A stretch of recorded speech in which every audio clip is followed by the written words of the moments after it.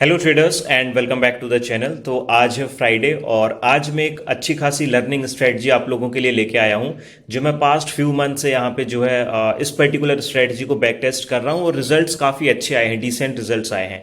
अब ये स्ट्रेटजी है, इसका नाम है बेसिकली, आप नाम कुछ भी रख सकते हो, आपके ऊपर डिपेंड करता है। मैंने इसको नाम रखा है IPO breakout strategy. Now what is the meaning of IPO breakout strategy? तो आईपीओ ब्रेकआउट स्ट्रेटजी का मतलब ये नहीं है कि आपको आईपीओ वाले स्टॉक्स को परचेज करना है, ऐसा कुछ भी नहीं है। इट इज सिंपल कि आप जो लिस्टेड स्टॉक्स हैं, फॉर एग्जांपल किसी भी स्टॉक का Hyundai मोटर्स का आईपीओ आया था। अब जब उसको एक पर्टिकुलर टाइम हो जाता है, उसको कुछ महीने हो जाते हैं, साल नहीं, कुछ जब उसको महीने हो जाते हैं, तो फिर क्या होता है ना कि उसमें प्राइस एक्शन बहुत अच्छा बनता है। या तो आईपीओ स्टॉक लिस्ट होते ही बहुत बड़ी रैली देता है, या तो उसमें प्रॉफिट बुकिंग आती है, या फिर साइडवेज में चलता है। तीन ही ट्रेंड होते हैं। लेकिन अगर स्टॉक डाउन ट्रेंड में है और अगर साइडवेज में है तो फिर उसमें बहुत अच्छी अपॉर्चुनिटी हमें देखने के लिए मिल सकती है। क्योंकि अगर बिजनेस अच्छा है, जैसे Hyundai मोटर्स था, जना स्मॉल फाइनेंस बैंक था, तो जो आईपीओ आए थे रिसेंटली कुछ महीने पहले, और अभी जैसे एनएसडीएल का भी आईपीओ आ रहा है जुलाई में और मे बी अगस्त में आई गेस। तो होता क्या है ना कि अगर बिजनेस मॉडल अच्छा है तो एक रेंज बाउंड साइडवेज मूवमेंट के बाद या फिर एक राउंडिंग बॉटम वगैरह पैटर्न बनाने के बाद स्टॉक वापस से अपनी रैली कंटिन्यू करता है। तो उसी को आज हम यहाँ पे स्ट्रेटजी को सीखेंगे कि कैसे आप आईपीओ स्टॉक्स को फाइंड आउट करोगे। सबसे पहली चीज तो ये हो जाएगी कि पता कैसे करेंगे कौन सा आईपीओ कब लिस्ट हुआ है, किस स्टॉक ने कितना टाइम हो गया है, कब ब्रेकआउट होने वाला है, ये सारी चीजें। एंट्री कहां करनी है, टारगेट कहां लगाना है, स्टॉप लॉस कहां लगाना है, ये सब कुछ आज हम इस वीडियो में डिटेल में कवर करेंगे, ठीक है।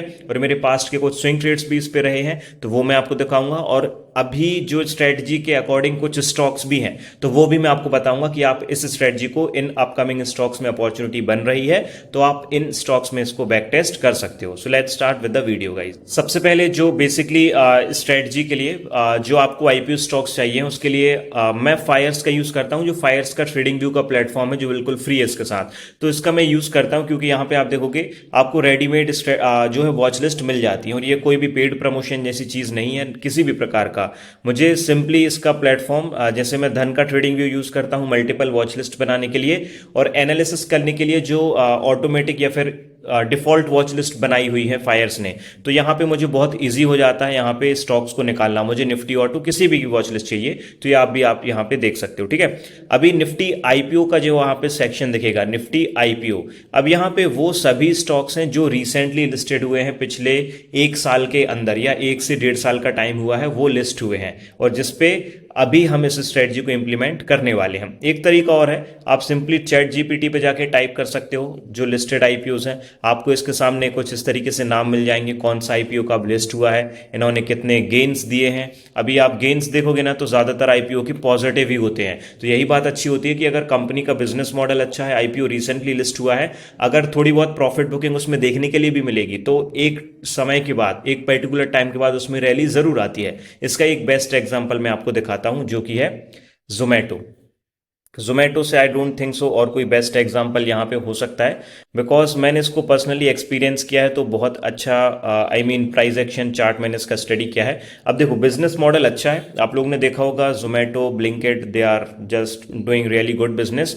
अब यहाँ पे हुआ क्या था, जोमेटो मूवमेंट हुआ लेकिन उसके बाद प्रॉफिट बुकिंग आई, क्योंकि उस टाइम पे रिजल्ट उतने अच्छे नहीं आ रहे थे, रेवेन्यू उतनी अच्छी नहीं हो रही थी। लेकिन अपने इसी ने, जब इसने अपने ऑल टाइम हाई को ब्रेक किया तो ये 150 रुपए के प्राइस से, स्टॉक 150 रुपए के प्राइस से 300 रुपए गया। 100% के गेन्स भी यहां पे देखने के लिए मिले।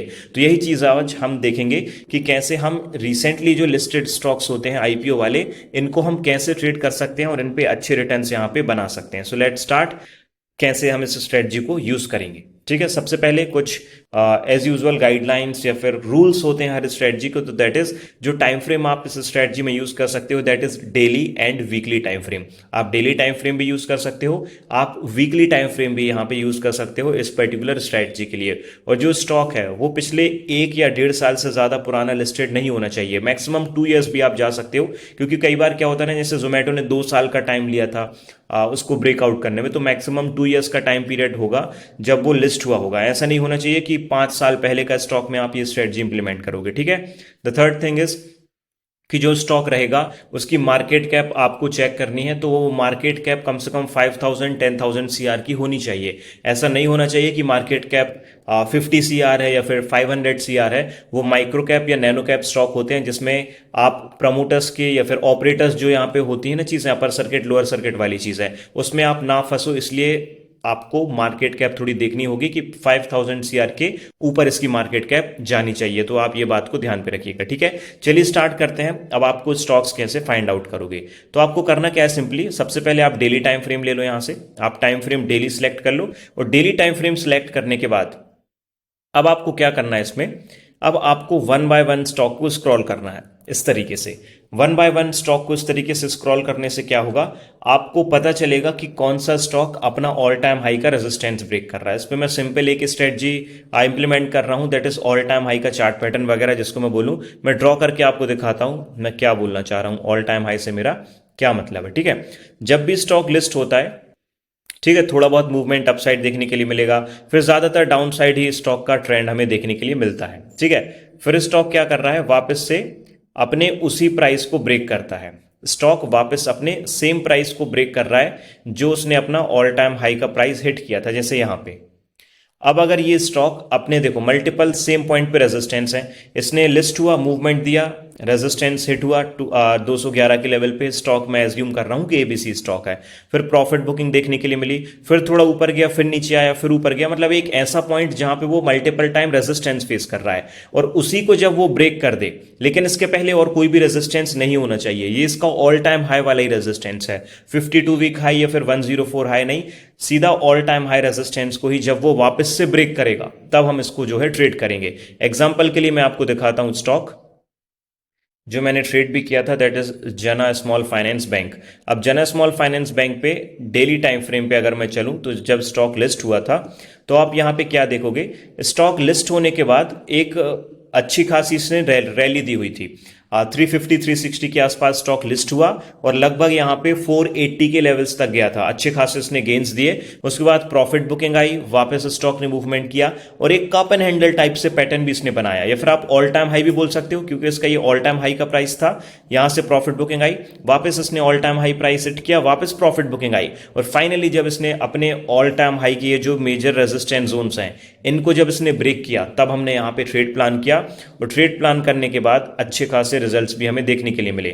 और रिजल्ट्स इसलिए देखने के लिए नहीं मिले क्योंकि आईपीओ स्टॉक है तो ऊपर जाएगा ही, रिजल्ट्स इसलिए भी अच्छे देखने के लिए मिले क्योंकि बिजनेस और मॉडल अच्छा है, एनबीएफसी बिजनेस है, नॉन बैंकिंग फाइनेंशियल बिजनेस है, तो technical plus basic fundamentals add on करके हम इस स्ट्रेटजी पे ट्रेड करेंगे। अब जब भी आपको ऐसा स्टॉक मिलता है, मैं यहां पे रिप्ले ऑन कर लेता हूं, ठीक है, जना स्मॉल फाइनेंस बैंक का रिप्ले ऑन कर लूंगा तो थोड़ा सा समझाने में इजी हो जाएगा, आपको भी समझने में इजी हो जाएगा, ठीक है। जना small finance bank on daily time frame, now this is a daily time frame. यहां पे वॉल्यूम्स का कोई लेना देना नहीं है, आई रिपीट, मैं वॉल्यूम्स वगैरह चेक ज्यादा नहीं करता हूं, तो वॉल्यूम्स का कोई लेना देना खास यहां पे नहीं होगा, ठीक है। अब यहां पे आप क्या देखोगे, जब स्टॉक इस तरीके का प्राइस एक्शन फॉर्मेशन कर रहा है, ठीक है, और जो भी स्टॉक आप स्क्रॉल करोगे, जो निफ्टी आईपीओ या फिर नॉर्मल आईपीओ जो वॉच लिस्ट में आपको स्टॉक्स दिखेंगे, जब आप उनको इस तरीके से वन बाय वन स्क्रॉल करोगे, तो जब भी आपको ऐसा कुछ पैटर्न दिखे, या तो राउंडिंग बॉटम या फिर कप एंड हैंडल या इनवर्स हैंडल, कोई भी पैटर्न हो, बस वो अपने ऑल टाइम हाई के रेजिस्टेंस को ब्रेक करना चाहिए, जो इसने ऑल टाइम हाई का रेजिस्टेंस सेट किया, जैसे ये जब अपने ये ऑल टाइम हाई के रेजिस्टेंस को बार बार हिट कर रहा है, और जब वहां पे एक स्ट्रॉन्ग ग्रीन कैंडल रेजिस्टेंस के ऊपर क्लोजिंग देगी, तब हमें यहां पे प्लान करना है ट्रेड को। कैसे, अब हम वेट करेंगे कि ये जो ग्रीन कैंडल है या फिर कोई अलग कैंडल आके इस रेजिस्टेंस को ब्रेक करे, ठीक है। और हाँ, एक चीज और डिस्क्लेमर या फिर बोल्ड लेटर्स में बोलना चाहूंगा कि ट्रेडर्स देखो, टेक्निकल एनालिसिस करने का तरीका काफी साल पहले जो चल रहा था आज भी वही चल रहा है और आगे भी वही चलेगा। अब एल्गो ट्रेडिंग एआई के थ्रू बहुत ज्यादा एड्स देख रहा हूं मैं, या फिर आपने भी एक्सपीरियंस किया होगा, तो आप कितना भी यहां से ट्राई कर लो, ट्रेडिंग से अगर पैसा बनाना है, चाहे वो कोई भी किसी भी पर्टिकुलर सेगमेंट में आप ट्रेडिंग कर रहे हो, आपको ह्यूमन माइंड तो यूज करना ही पड़ेगा, तभी जाके आप पैसा बना पाओगे। अगर एल्गो से इतने ही जल्दी पैसा बनता तो मिलियनर्स बिलियनर्स बहुत जल्दी एल्गो सॉफ्टवेयर्स बना के और बहुत अच्छे से पैसा बना सकते थे। तो मैं ये नहीं बोल रहा हूं कि काम नहीं करते हैं एल्गो प्लेटफॉर्म्स, बस मैं ये बोल रहा हूं कि मुझे ये मैसेजेस आते हैं कि हमें कोई वेबसाइट या एल्गो वो बता दो, एआई प्लेटफॉर्म वगैरह, जहां से हमें स्टॉक्स भी फिल्टर आउट करके आ जाए, एंट्री टारगेट भी हमें बता दे और कहाँ स्टॉप लॉस लगाना है वो भी बता दे, सब कुछ बता दे। बस हम अपना पैसा डालें और वो प्रॉफिट बुक करके सब कुछ दे दे। तो ये 100% चीज़ें पॉसिबल नहीं है। आपको खुद से एनालिसिस करना पड़ेगा, बैलेंस शीट खुद से पढ़नी पड़ेगी। और अगर आप ट्रेडिंग को सच में प्रोफेशन मानते हो अपना, ट्रेडिंग में सच में आपको प्यार है भाई ट्रेडिंग से, तो ये एनालिसिस करे बिना तो मज़ा ही नहीं आता है। मैं कभी भी किसी दूसरे के स्टॉक के सजेशन पे ट्रेड नहीं करता हूं। मैं स्टडी ज़रूर लेता हूं कि अगर किसी ने किसी स्टॉक को स्टडी किया है, चार्ट शेयर किया है, तो वो भी मैं चार्ट को खुद से स्टडी करता हूं, खुद एनालिसिस करता हूं। तब तो वो मुझे एक मज़ा आता है ना कि यार मैं ट्रेडिंग कर रहा हूं। डायरेक्ट किसी की टिप पे ट्रेड करना और सीधे पंच कर देना, वो मज़ा नहीं आता है कि यार, कॉन्फिडेंस भी नहीं आता है कि ये मैंने ट्रेड लिया हुआ है। लेकिन मैं खुद एनालिसिस कर रहा हूँ, खुद बैलेंस शीट रीड कर रहा हूँ, खुद टेक्निकल एनालिसिस कर रहा हूँ, तो एक मुझे अंदर से कॉन्फिडेंस आता है और अच्छा भी लगता है कि मैं इस प्रोफेशन पे हूँ। ठीक है, चलिए। सो ब्रेकआउट कैंडल का हमें यहाँ पे थोड़ा सा वेट करना है कि एक स्ट्रॉन्ग कैंडल बहुत तेजी से ब्रेकआउट हो गया। ठीक है, चलो कोई बात नहीं, हो जाने दो। अब यहाँ पे हमने क्या देखा कि एक स्ट्रॉन्ग ग्रीन कैंडल ने रेजिस्टेंस के ऊपर क्लोजिंग कर दी है। अब आपको थोड़ा सा, ये विक्स होती है ना, जो पतली सी लाइन होती है, इसको थोड़ा सा बच के चलना है। इससे क्या होता है ना कि ये जो पतली सी लाइन है, ये फेक ब्रेकआउट की तरह ज्यादा एक्ट करती है और एंट्री करने के बाद स्टॉक वापस से नीचे आ जाता है। आप खुद देखो, अगर आपने इस पर्टिकुलर रेजिस्टेंस के ऊपर इस कैंडल पे एंट्री बनाई होती तो शायद आपका स्टॉप लॉस सेट होता और फिर आपको यहां पे मूवमेंट देखने के लिए मिलता। अभी हमें क्या करना है, जैसे ही स्ट्रॉन्ग रेजिस्टेंस के ऊपर ग्रीन कैंडल की क्लोजिंग होती है, अब इसी ग्रीन कैंडल के बेस पे हम ट्रेड्स प्लान करेंगे। और ये सेम तरीका मैं सालों से यूज कर रहा हूं और आज से आगे कई सालों तक भी मैं यही यूज करूंगा, क्योंकि इससे मुझे अच्छे रिजल्ट्स मिल रहे हैं। जो ब्रेकआउट कैंडल का टॉप है, जो ब्रेकआउट कैंडल का टॉप है, इसको मैं एंट्री पॉइंट मानूंगा। और जो ब्रेकआउट कैंडल की प्रीवियस कैंडल का बॉटम है, इसको मैं as a stop loss consider करता हूं। या फिर एक चीज और है जो मैं लेके चलता हूं, दैट इज सिंपल सा, मैं कई बार 8 से 10% का स्टॉप लॉस नॉर्मली ले लेता हूं। जैसे देखो, लगभग 8% तो ये सेम यहां पे आ रहा है। अगर कई बार क्या होता है ना कि अगर ब्रेकआउट कैंडल है और इसकी प्रीवियस कैंडल बहुत ज्यादा नीचे है या फिर बहुत ज्यादा बड़ी ब्रेकआउट कैंडल बन गई है, तो उस केस में मैं क्या करता हूं, मैं सिंपली 8% का 8% का एक नॉर्मल स्टॉप लॉस लेके चलता हूं। और इससे होता क्या है ना कि कई बार मैंने ये बहुत बार ये एक्सपीरियंस किया है कि 8% का स्टॉप लॉस जब मैं लगा रहा हूं, उसके सामने मुझे इन बिटवीन 12%, 15%, 20% के टारगेट्स मिल रहे हैं। 10 में से 7 बार तो मुझे टारगेट्स मिल रहे हैं। 8% का स्टॉप लॉस ऐसा बहुत रेयर हुआ है कि हिट होता है और फिर वापस मूवमेंट देखने के लिए मिलता है। क्योंकि अगर स्टॉप लॉस हिट हुआ, इसका मतलब यह है कि इसका प्राइस एक्शन खत्म है, बायर्स इंटरेस्टेड नहीं है और स्टॉक पूरे तरीके से नीचे आ सकता है। तो पहला तरीका, आप ब्रेकआउट कैंडल के हाई पे एंट्री कर सकते हो, प्रीवियस कैंडल के बॉटम पे स्टॉप लॉस रख सकते हो, या फिर आप सिंपली जो एंट्री पॉइंट है वहां से 8% के डिस्टेंस पे अपना स्टॉप लॉस लगा के छोड़ दो। यहां पे दोनों केसेस में सेम लेवल्स आ रही हैं। अब मेरा यहां पे क्या हो गया, ये एंट्री पॉइंट हो गया मेरा, वेट अ मिनट, ये मेरा हो गया एंट्री पॉइंट, यहां पे है ये मेरा स्टॉप लॉस, और ये हो गया हमारा मिनिमम 1:2 का टारगेट। मिनिमम 1:2 का हमने यहां पे टारगेट लगा लिया है। ठीक है, अब एंट्री कब होगी, देखो जब ये ग्रीन कैंडल, इसको मैं थोड़ा और जूम आउट करता हूं ना, जूम इन करता हूं, सॉरी। अब यहां पे जब मैं ब्रेकआउट कैंडल के हाई पे एंट्री मुझे करनी है, कैंडल क्लोज हो गई, अब मुझे वेट करना है कि नेक्स्ट कैंडल इसका रनिंग कैंडल में हाई ब्रेक करे, तब मैं एंट्री बनाऊंगा। तो मैंने वेट किया, इस कैंडल ने इसका हाई ब्रेक नहीं किया, सेकंड कैंडल ने भी इसका हाई ब्रेक नहीं किया, लेकिन थर्ड कैंडल ने, रनिंग कैंडल ने जैसे ही इसका हाई ब्रेक किया, मैंने वहां पे अपनी एंट्री बना ली। और एंट्री बनाने के बाद क्या करना है, एंट्री बनाने से पहले, टू बी एक्चुअल, एंट्री बनाने से पहले आपको क्या करना है, ये जो रिस्क मैनेजमेंट की क्लास है, इसको एक बार जाके देख लेना, ताकि आपको पता चल सके कितना कैपिटल आपको स्टॉक में या फिर स्विंग ट्रेड में डिप्लॉय करना है, क्वांटिटीज कितनी लेनी है, टारगेट कितने रुपए का आ रहा है, स्टॉप लॉस कितने रुपीस का हो रहा है। अगर आप कंफर्टेबल हो, जैसे अगर आप कंफर्टेबल हो कि इतना लॉस आप ले सकते हो, जो भी आप स्टॉप लॉस कैलकुलेट करोगे, ये रिस्क मैनेजमेंट का जो कोर्स है, स्विंग ट्रेडिंग का जो कोर्स है, उसमें 4th लेक्चर है रिस्क मैनेजमेंट, उसको आप देख सकते हो। ठीक है, अगर वो आपको कंफर्टेबल हो कि इतनी रिस्क आप अफोर्ड कर सकते हो, तो आप एंट्री बनाइए, अदरवाइज इसको अवॉइड कर दीजिए। ठीक है, एंट्री बनाने के बाद अब मुझे सिंपल सा वेट करना है। अब इसने तो बहुत जल्दी टारगेट दे दिया था, आई टोटली अंडरस्टैंड, मुझे सिंपल सा वेट करना है, या तो टारगेट या तो स्टॉप लॉस लेके मैं निकल जाऊंगा। कुछ इस तरीके से बिल्कुल सिंपल स्ट्रेटजी है, सिंपल प्राइस एक्शन के बेस पे आपको ट्रेड करना है। बस इस चीज का आपको वेट करना है कि आईपीओ ज्यादा नहीं, पिछले 1.5-2 साल के अंदर लिस्ट हुआ हो, वो आप यहाँ से पता कर सकते हो। फायर्स के जो प्लेटफॉर्म है यहाँ से आप पता कर सकते हो। निफ्टी आईपीओ करके सेक्शन आपको दिखेगा, यहाँ से आप स्टॉक निकाल सकते हो। फिर 1.5 से 2 साल पुराना स्टॉक हो, उससे ज्यादा पुराना नहीं होना चाहिए, ठीक है। देन आपको screener.in पे आके ये भी देख लेना है कि कंपनी की मार्केट कैप क्या है। जैसे हम जनरल स्मॉल फाइनेंस बैंक को ट्रेड कर रहे हैं तो 4700 CR है, मतलब 5000 के अप्रॉक्स ही है। कंफर्टेबल हूं मैं इसमें, मार्केट कैप ठीक है, डिसेंट है, आप इस पे बिल्कुल ट्रेड पंच कर सकते हो। चलिए बढ़ते हैं हम दूसरे एग्जांपल की तरफ। The next example is with JG chemicals limited, और इसका आईपीओ भी पिछले साल ही आया था। अब यहां पे भी आप क्या एक्सपीरियंस करोगे, स्टॉक लिस्ट होने के बाद थोड़ी सी प्रॉफिट बुकिंग देखने के लिए मिली, उसके बाद एक बहुत बड़ा मूवमेंट देखने के लिए मिला। फिर आप क्या एक्सपीरियंस करोगे, जब इसने अपना ऑल टाइम हाई हिट किया उसके बाद से स्टॉक साइडवेज में ही फंसा हुआ है। उसके बाद से स्टॉक क्या कर रहा है, जो इसने अपना ऑल टाइम हाई हिट किया था वो किया था 25 अप्रैल 2024 को, और इसने फाइनली अपने उसी पर्टिकुलर प्राइस पे ये कब जा पाया, 26 जुलाई 2024 को।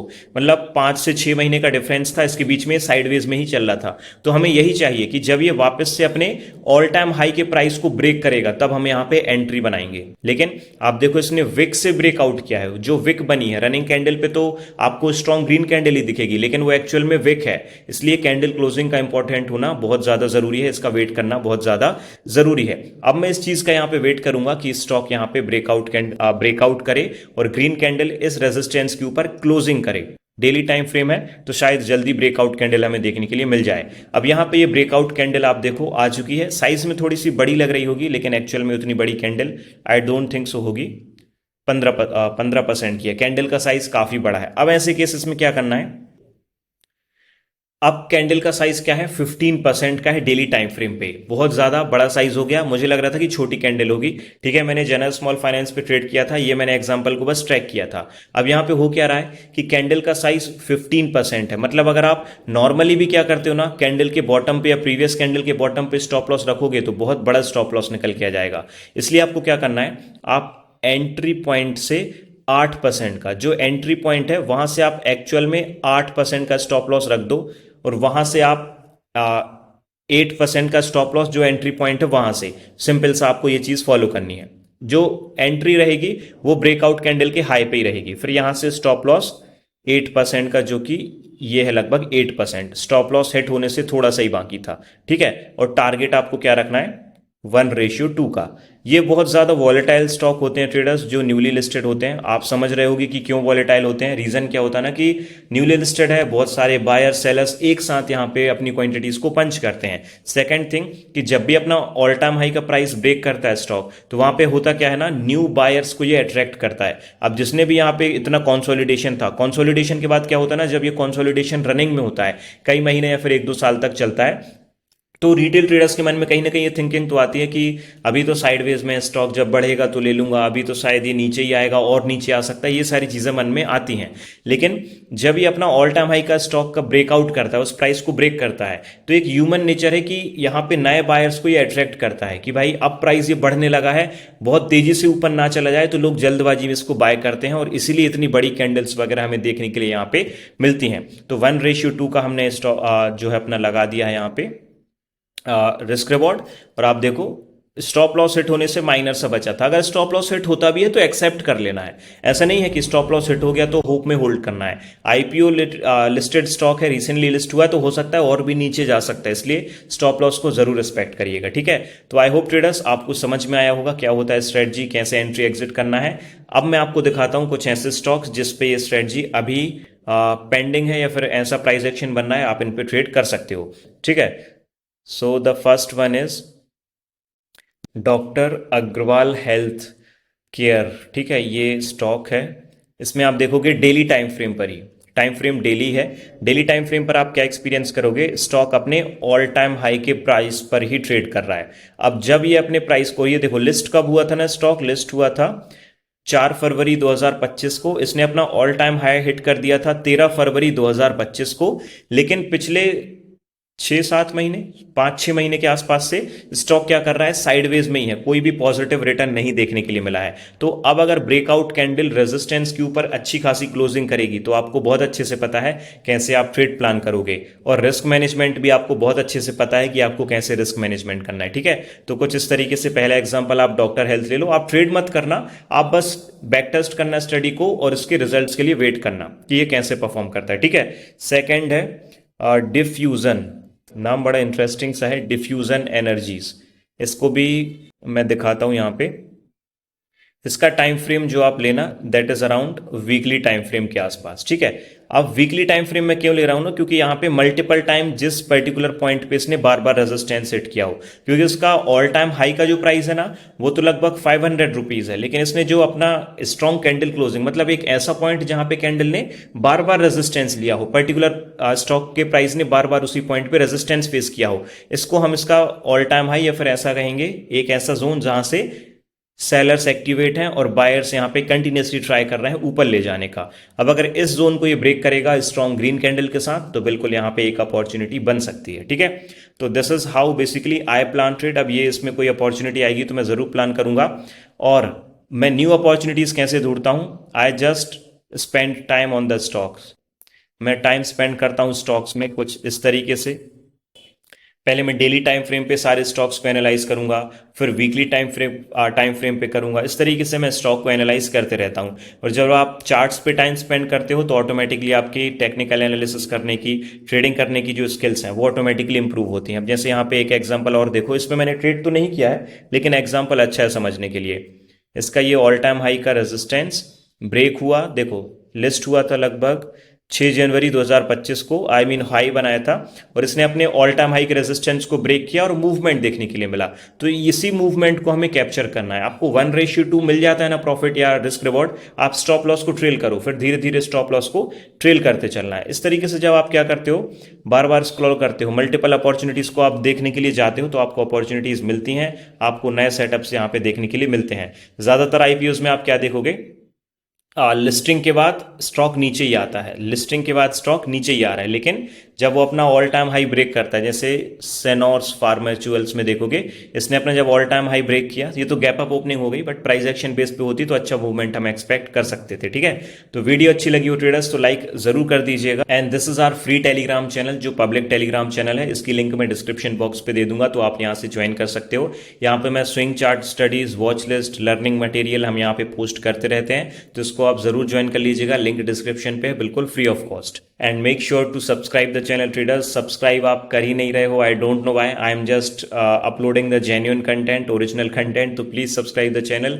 एंड जो स्विंग ट्रेडिंग का हमारा कोर्स है उसके 4 लेक्चर्स आउट हो चुके हैं, 5वां लेक्चर कल या परसों में मैं यहाँ पे इसको भी अपलोड कर दूंगा। So that's all traders, thank you for watching this video.